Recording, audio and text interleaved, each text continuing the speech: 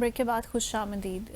بھارت کے جو عزائم ہیں، آئے دن جو شرارتیں چلتی رہتی ہیں مسلمانوں کے بارے میں، ان کے خلاف مقبوضہ جموں کشمیر میں رہنے والے لوگوں کے سینٹیمنٹس کو جس طرح سے ہرٹ کیا جاتا ہے، ڈھکی چھپی تو ہے نہیں۔ ابھی ریسنٹلی حضرت بل درگاہ میں بھارت نے یہ کیا کیا جس کی وجہ سے مقبوضہ جموں کشمیر کے جو لوگ ہیں ان میں غصے کی شدید لہر دوڑ گئی؟ حضرت بل درگاہ مسجد، اس کی بڑی اہمیت ہے مقبوضہ جموں اور کشمیر، تمام کشمیر مسلمانوں کے لیے بھی اوور آل، کیونکہ یہاں پہ حضور صلی اللہ علیہ وآلہ وسلم کا منہ مبارکہ وہاں موجود ہے، جی، تو اس لیے اس کی ایک خاص اہمیت ہو جاتی ہے۔ اچھا، بھارت، ہم پہلے بھی اس کو کئی بار ڈسکس کر چکے ہیں، بھارت نے جب سے آرٹیکل 35A کو ہٹایا ہے تو ان کی کوشش یہی ہے کہ مقبوضہ جموں اور کشمیر کو مسلم اقلیت کے علاقے میں تبدیل کر دیا جائے، اسی لیے ہندو اکثریت علاقے میں تبدیل کر دی جائے، اور بے شمار انہوں نے ڈومیسائلز بھی دیے ہیں، تقریباً 30 لاکھ سے زیادہ ہندوؤں کو کہ وہ جا کے وہاں پہ سیٹل ہو جائیں، وہاں پہ پراپرٹی خریدیں اور ایونچولی وہاں ووٹ بھی دیں۔ تو یہ تو ہمیں معلوم ہے کہ لانگ ٹرم آبجیکٹیوز کیا ہیں بھارت کے۔ اب معاملہ کچھ یہ ہوا کہ پچھلے دنوں حضرت بل درگاہ میں جو وقف بورڈ ہے مقبوضہ جموں اور کشمیر کا، حالانکہ ان کی جو چیئرپرسن وہ مسلمان خاتون ہی ہیں، لیکن بہرحال کچھ مسلمان وہاں ہندوؤں کے ہاتھوں بھی کھیل رہے ہیں، تو انہوں نے مسجد میں اندر ایک پلاک لگا دیا جس میں وہ جو گورنمنٹ حکومت ہند کا جو بھارت کا ایبلم ہے نا، جس میں وہ 3 شیر بنے ہوئے ہیں، اشوکا، جو ایک اشوکا سے نکلا ہوا، یہ تو 3 فگرز ہیں۔ اب مساجد میں تو فگرز الاؤڈ نہیں ہیں، چاہے وہ جانوروں کی ہوں یا انسانوں کی ہوں۔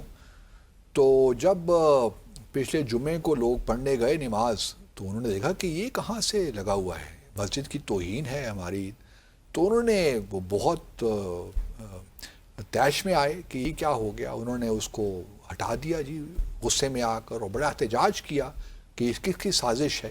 جی، تو اس کے بعد یہ تو یہ ہوتا نا کہ وہ جو لیفٹیننٹ گورنر ہیں مقبوضہ جموں اور کشمیر کے منوج کمار سنہا صاحب، ان کو تھوڑا وہ وقف بورڈ کے چیئرپرسن جو شاید درخشندہ اندرابی نام ہے یا کیا ہے، ان کو ہٹاتے، انہوں نے جو پروٹیسٹرز تھے ان کو ہی گرفتار کر لیا، کوئی 50 لوگوں کے قریب، اور ان سے سوالات شروع کر دیے، پوچھ گچھ شروع کر دی۔ تو یہ جو ایک پورا ایک ہے نا معاملہ، اس وقت بڑا لوگ جموں اور کشمیر کے لوگ بہت غصے میں ہیں کہ یہ تو آپ ہمارے جذبات سے کھیل رہے ہیں، ہمارے مذہب سے کھیل رہے ہیں، جو ہماری روایات ہیں ان کو آپ چیلنج کر رہے ہیں۔ اب یہ ایک لارجر پکچر میں اگر آپ ان چیزوں کو دیکھیں تو پھر بات سمجھ میں آتی ہے، جیسے ہم نے پہلے کہا کہ ایک تو یہ ہے کہ جی مقبوضہ جموں اور کشمیر کی جو ڈیموگرافی ہے اس کو تبدیل کرنے کا ایک پکا ارادہ ہے، چاہے پاکستان میں لوگ اس کو نہ دیکھیں، لیکن میں تو یہی سمجھتا ہوں کہ یہ ارادہ کر لیا ہے RSS اور BJP کی حکومت نے۔ اب اس کو ایک دوسرے اینگل سے بھی وہ پروموٹ کر رہے ہیں چیزوں کو، وہ یہ کہتے ہیں کہ جی آپ یہ کیا جموں اور کشمیر کو کہتے ہیں یہ مسلم علاقہ، یہ تو اسلام تو یہاں سے کچھ صدیوں پہلے ہی آیا ہے نا، 1339 میں میر ڈائنیسٹی یہاں بنی تو اسلام آ گیا، 339 سے تو پہلے یہاں سب ہندو تھے لوگ، تو یہ آپ اسلام بھی کیا باتیں کرتے ہیں؟ اصل روٹس جو ہیں جموں اور کشمیر کی وہ تو ہندو پہ ہیں۔ اب اس کی جو ہندو آئیڈینٹی ہے جموں اور کشمیر کی 1339 سے پہلے کی، اس کو ریوائیو کرنے کے چکروں میں ہے۔ یہی وجہ ہے جو ہمارے شاید کچھ لوگ سمجھ نہیں پاتے، اور وہ بعض اوقات ایسی تجاویز کو بھی سپورٹ کرتے ہیں کہ اس کی امپلیکیشنز کو جانے بغیر، مثال کے طور پر جب یہ کرتارپور کوریڈور یہاں بنا سکھوں کے لیے، گرو نانک کا جو یہاں پہ ہے، جہاں پہ وہ آخری انہوں نے 17 سال گزارے اپنی وفات سے پہلے، تو وہاں پہ کوریڈور ٹھیک ہے ہم نے بنا دیا، ایک تو انٹرنیشنل بارڈر ہے تو کوئی مسئلہ نہیں ہے۔ اب بھارت کے جو ہندو ہیں نا وہ یہ ڈیمانڈ کر رہے ہیں کہ آپ نے سکھوں کے لیے تو کوریڈور بنا لیا، ہمارا کیا قصور ہے؟ ہمارا اتنی امپورٹنٹ ایک ہمارا مندر ہے، جی، آزاد جموں اور کشمیر میں شاردا پیٹھ جو کہ ایک زمانے میں ایک یونیورسٹی کا درجہ رکھتی تھی، بہت زبردست یونیورسٹی، یہ جو ہے نا یہ یونیورسٹی یا آپ یہ کہہ لیجیے مندر ہے، اس کی نسبت ہے جو ان کی ماتا دیوی ہیں سرسوتی، تو ان کے نام سے یہ منسوب ہے. اور یہ ہمیں تو اس مندر جانا ہے، ہم نے تو یہاں پہ بھی جا کے پوجا پاٹ کرنی ہے، تو یہاں بھی ایک کوریڈور بنایا جائے، کیونکہ لائن آف کنٹرول سے تقریباً آپ کہہ سکتی ہیں کہ 10 کلومیٹر کے فاصلے پہ ہے. جی تو ان کا کہنا یہ ہے کہ جی ادھر ہی بنائی جائے. پھر آپ کو معلوم ہی ہے کہ امر ناتھ یاترا تو ہر سال ہوتی ہے بڑے دھوم دھام سے، وہ تقریباً 1.5 ماہ تک چلتی رہتی ہے، 1.5 سے 2 ماہ تک.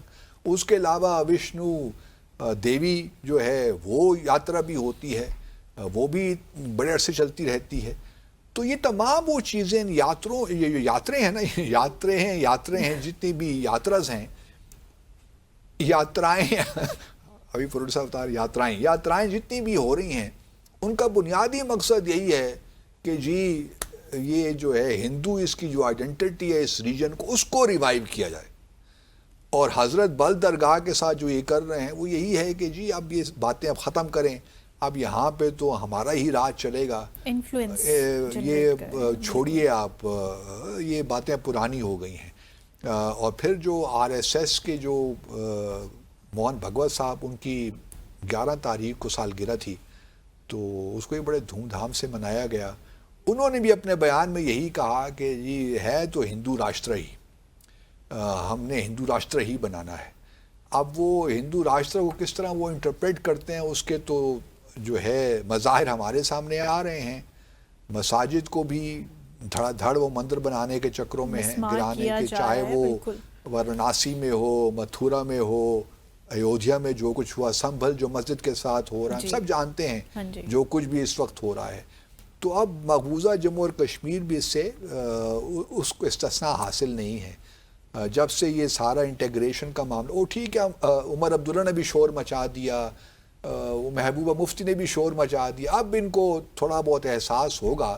جو مسلمان جو کہتے تھے کہ جی ہم کشمیری جو تھے، چند تھے جو کہ بھارت کے ساتھ الحاق کی باتیں کرتے تھے، اب ان کو احساس ہو رہا ہوگا کہ کتنی بڑی غلطی انہوں نے کی. جو یہ ہم باتیں کرتے رہے ماضی میں، اور ہم سید علی شاہ گیلانی سے لے کر عبد الغنی لون اور مقبول جو ہے بٹ تک، جن لوگوں کو ہم سیپریٹسٹ کہتے رہے بلکہ ان کو ٹیررسٹ کہتے رہے، اب ان کو سمجھ میں آتی ہوگی کہ ان لوگوں کی کتنی عظیم قربانیاں ہیں اس خطے کو اور اس ریجن کو مسلم ریجن رکھنے میں. لیکن اب آئی ڈو ناٹ نو کہ کس طرح یہ سارے معاملات، کیونکہ عمر عبداللہ دیکھیے نا، پہلے یہ سننے آ رہا تھا کہ ریاست کا درجہ دے دیں گے، اب وہ بھی کٹھائی میں پڑا ہوا ہے. مودی صاحب اس کے لیے بھی تیار نہیں ہیں. اس کی وجہ یہ ہے کہ ان کو معلوم ہے کہ جس دن یہ ریاست کا درجہ دے دیا گیا تو پولیس اور سارا جو انتظامی امور ہیں ان کا وہ ٹرانسفر ہو جائیں گے لیفٹیننٹ گورنر سے ٹو دا چیف منسٹر، اور عمر عبداللہ شاید پھر ناکام ہو جائیں. جس طریقے سے ان کی کوشش ہے کہ جو تھوڑی بہت اس وقت آزادی کی جو فریڈم فائٹرز ہیں، جو آزادی کی جنگ لڑ رہے ہیں، اس وقت تو پورے مطلب فری ہینڈ دیا گیا ہے نا. پہلے بھی فری ہینڈ تھا، کیونکہ جو کالے قوانین تو اس وقت بھی تھے، چاہے وہ یو اے پی اے ہو یا پی ایس اے ہو یا اور بھی بہت سے ایکٹس ہیں جو اس وقت نافذ العمل ہیں مقبوضہ جموں اور کشمیر میں. تو ایک لحاظ سے جو آرم فورسز ہیں، بڑے ایسپا، وہ بھی ایک بہت کہ آرم فورسز کو بالکل چھوٹ ہے، وہ جو کچھ کریں کوئی پوچھنے والا نہیں ہے، ود امپیونٹی. وہ لوگوں کو قتل کر دیں، اس کو قید کر دیں، اس کو قید کر دیں، کوئی سوال پوچھنے والا نہیں ہے. کیونکہ جو آرم فورسز نے پکڑ لیے بندے، ان کے پاس کوئی حقوق نہیں رہ جاتے. تو اس وجہ سے پورا جو نظام ہے اس وقت مقبوضہ جموں اور کشمیر میں، جو ایکو سسٹم ہے، وہ بڑا ڈینجرس ہے.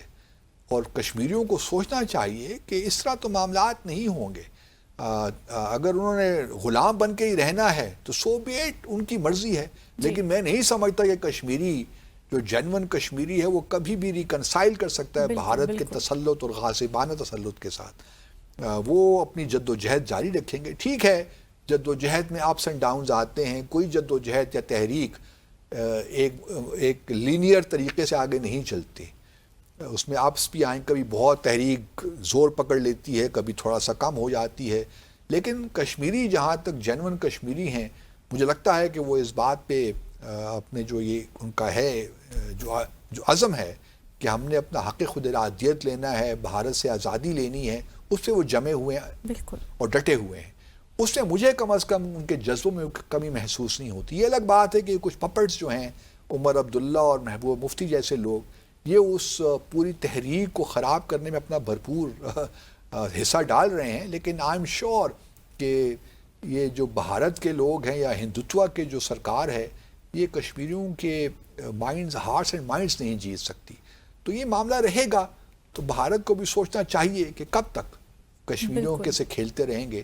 اب وقت آ گیا ہے, مطلب بنگلہ دیش اور نیپال سے وری کرنے کی بجائے کل ہم اس سے بات کریں گے اس وقت کہ بھارت کے اندر کیا ہو رہا ہے, جو منی پور وغیرہ کے علاقے ہیں نا, کیونکہ بھارت کو یہ بھی خطرہ لاحق ہو گیا کہ کہیں یہ سارے جو انسٹیبلٹی ہے, جو پولیٹیکل کیاس ہے, انارکی ہے, یہ کہیں بھارت میں طرف نہ آ جائے, اور آ بھی سکتی ہے, کچھ نہ کچھ اس کی پاسبلٹیز ہیں. تو کل ہم اس سے بات کریں گے. لیکن کشمیریوں کو میں سمجھتا ہوں کہ ایک مل کر اب کچھ ایک نئے عزم کے ساتھ معاملات کو آگے لے کر چلنا ہوگا. صحیح. سو ناظرین, اسی خوبصورت گفتگو کے ساتھ آج کے ہمارے لیے سائفر ود عبدالباسط کا وقت ختم ہو گیا ہے. آپ سے ملاقات ہوگی کل مزید بھی دلچسپ موضوعات کے ساتھ. اپنا خیال رکھیے گا, دعا میں یاد رکھیے گا. خدا حافظ.